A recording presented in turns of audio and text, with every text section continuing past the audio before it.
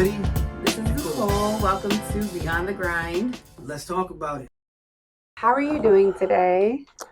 I am being easy like Sunday morning. Oh my God. I'm just playing. I was like, you could have just answered regular. I'm good.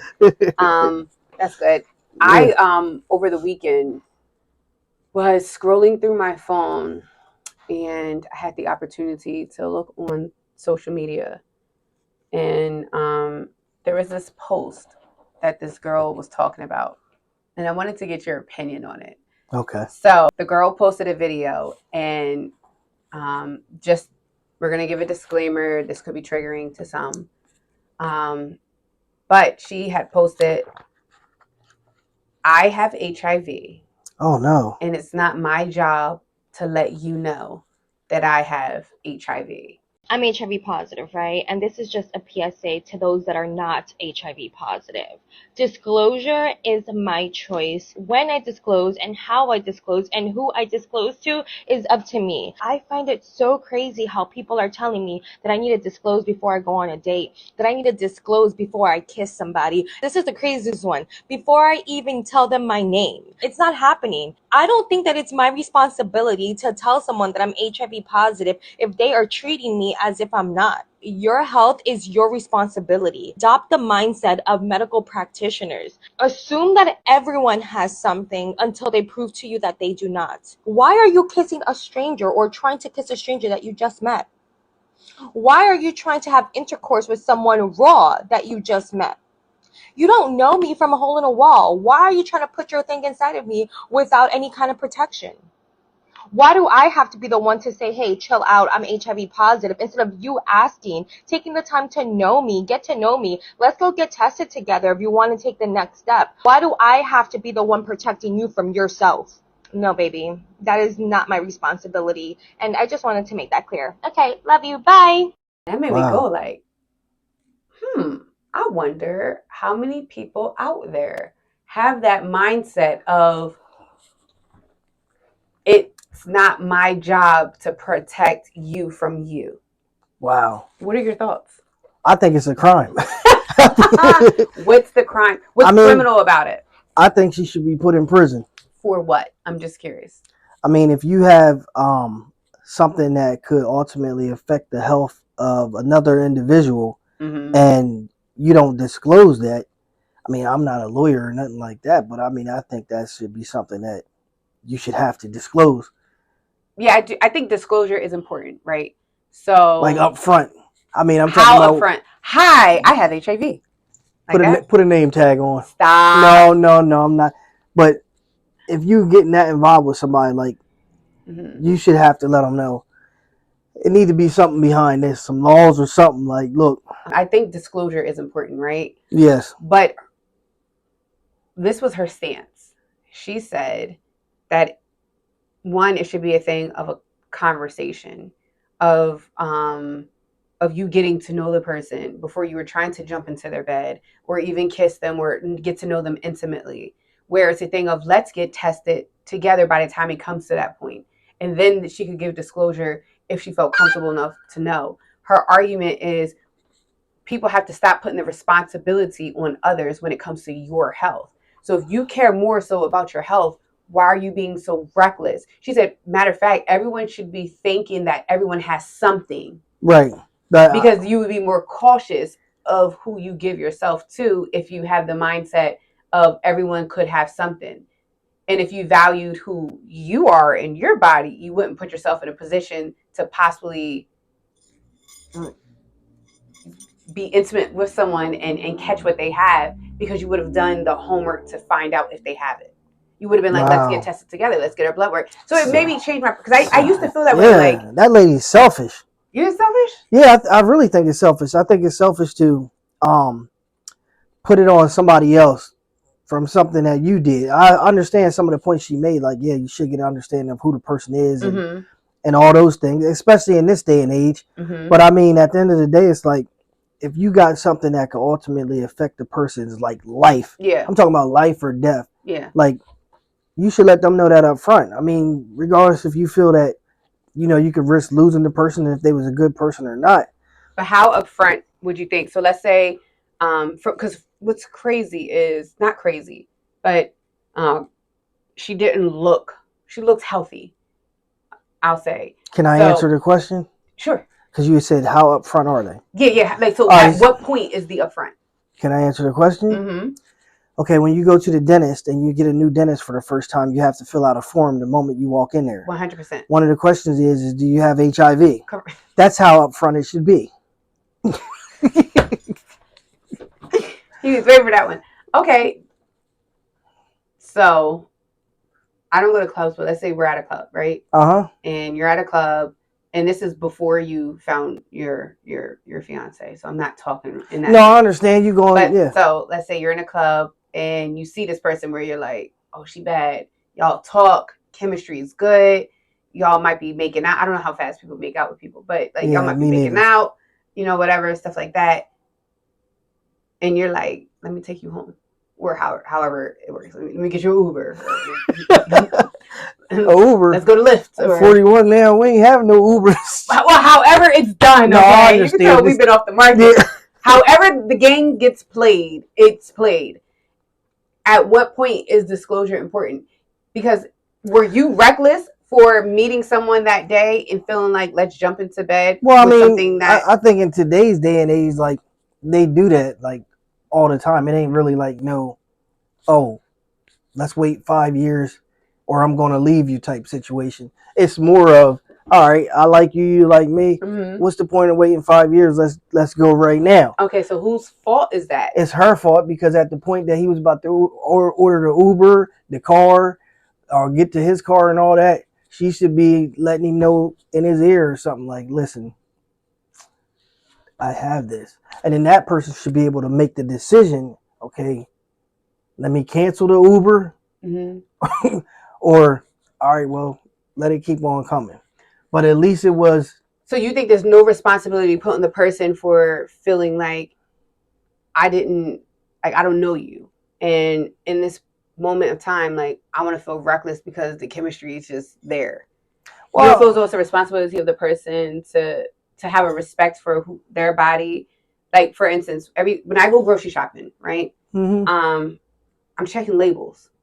I'm mm-hmm. turning something around and I'm looking to see what's in it because I value my body.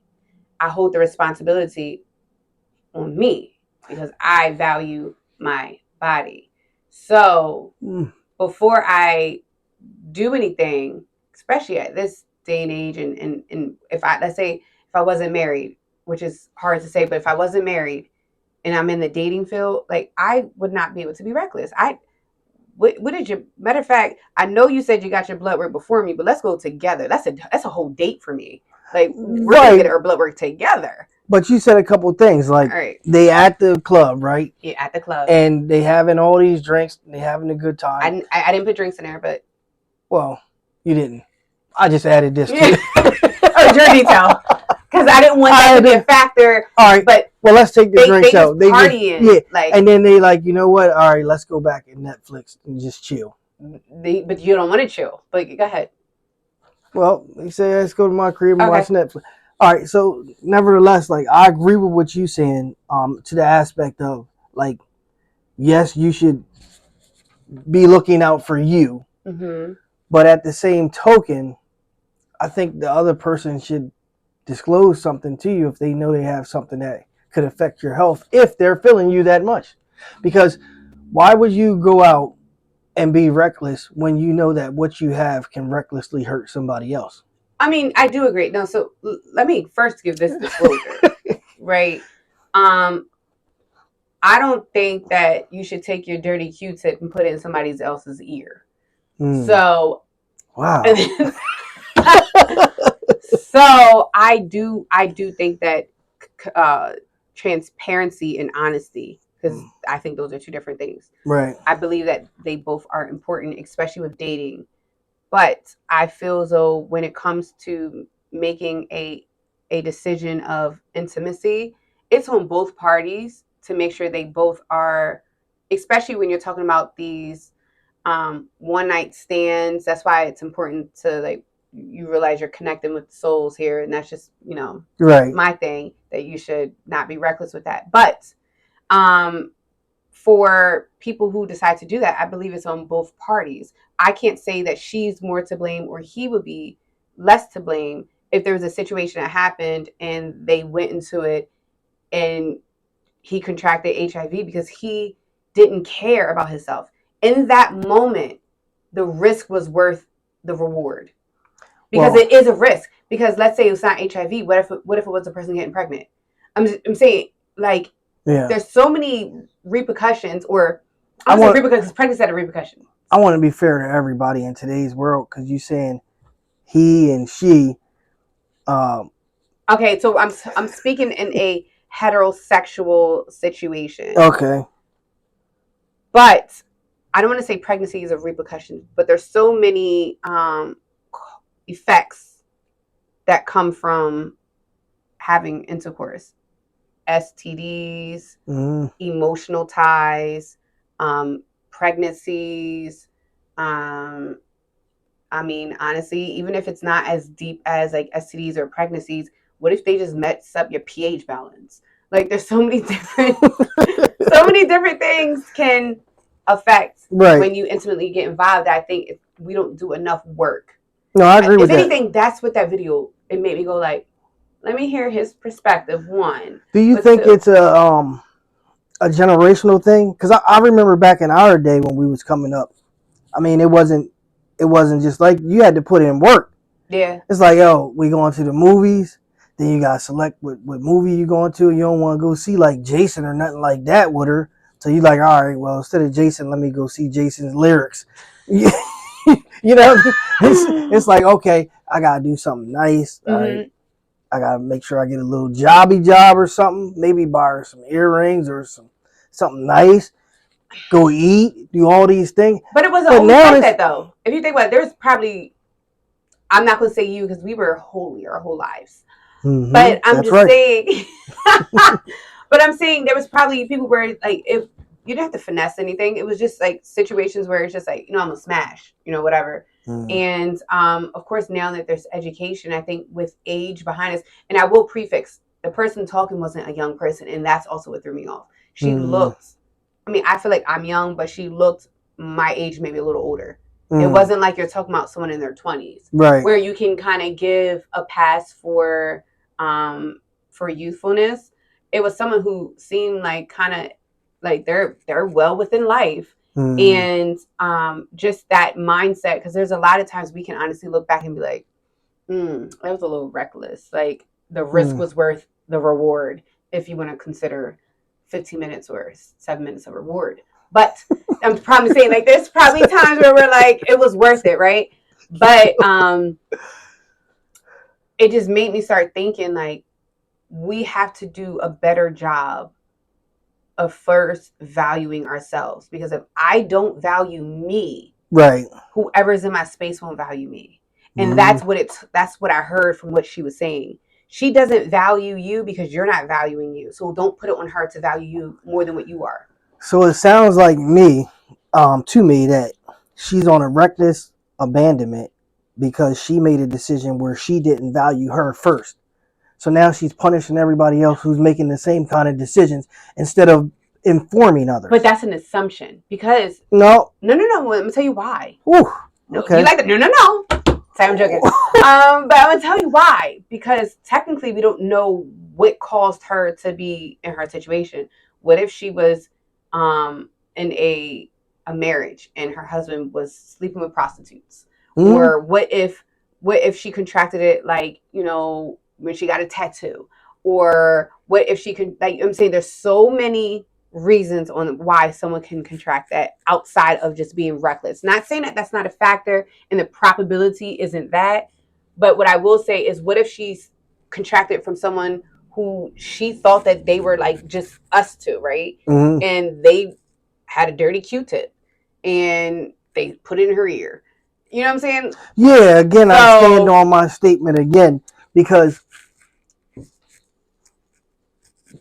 of the circumstances of how she acquired a deadly disease, that does not give her the right to then go out with reckless abandonment, because it happened to her, regardless if the husband gave it to her, the Q-tip, the tattoo needle, or any of those things. Yeah. All right, it has happened to you. So why not utilize that situation and do it from a positive aspect where you can ultimately help other people versus going out in reckless abandonment saying, okay, well, because my husband did this to me or because I got a tattoo and this happened to me, I'm going to go out and just pass this thing along. And if you don't ask me that if I have this or if I have anything, I'm not going to tell you anything. It's kind of like, all right, I'm just going to go ahead and drive my car. And if the cops pull me over and ask me if I have a driver's license, oh, then at that point, I'll tell them I never took driver's ed. Now, I'll say this. I do agree. I do feel as though, Wow. relax. I do feel as though I was just dissecting the video. Mm-hmm. But this is the judgy part, I guess you want to say, where everyone, I hate people like, I don't judge. No, everyone judges, but we may not treat you like what we judge you for. Right. So the judgy part is, I would want to, because they say that was my situation where I contracted something. Mm-hmm. I would never want to recklessly even just jump into the next bed with a person, because of the fact of I would hope that I have learned so much on the value of what that is, that I would never want to put someone in a position without them knowing the ramifications of being with me. Mm-hmm. That's a character thing. But from the vantage point of preaching, because there are people like that, it's an ideally we would hope that everyone has a heart and character that stops them from being like on demon time, right? Mm-hmm.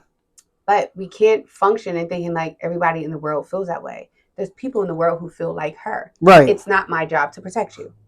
So it's kind of like,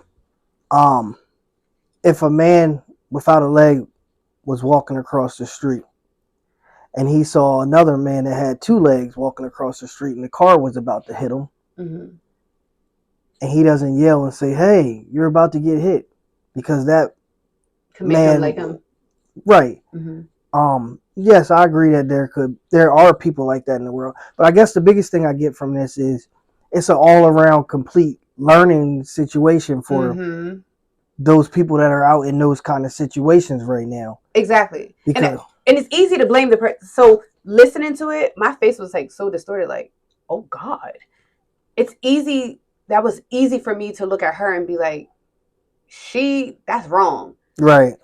But then I say everybody has to start taking accountability for their actions. So that's when I started saying from the other point, in a sense, she is right though.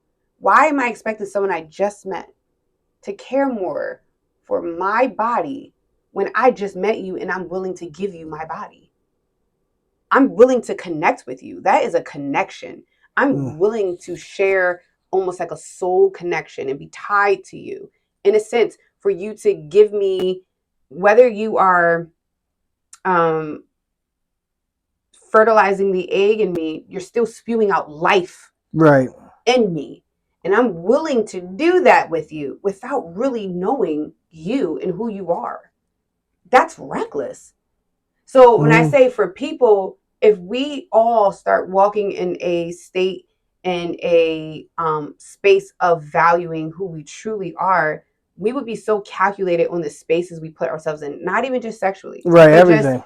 Just, like you said, every place that you go, it will be like, does this place, can it afford my value? Wow. On the next episode of Beyond the Grind. Beyond the Grind, let's talk about it. Let's talk about it.